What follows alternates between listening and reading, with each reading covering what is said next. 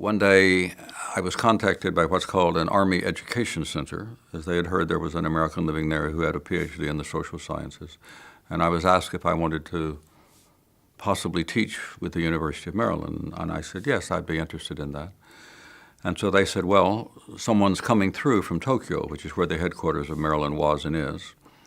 And you can interview, you can meet him. And so I did meet that person. And during the interview, I discovered that there was a group of faculty who traveled around, who didn't stay in one location.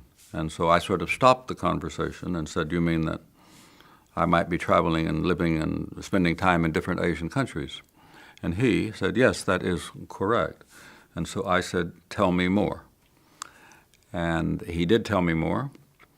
And it was with great ease that I made a decision in that summer of 1967 to leave my think tank research job. And so I left Bangkok with the result that a number of restaurants and bars went into a small recession at that point. I taught both at Army bases and at Air Force locations and in Saigon itself. Particularly out of Saigon, it was very common for the students in the class, the overwhelming majority of whom were male, very common for them to come to class in uniform.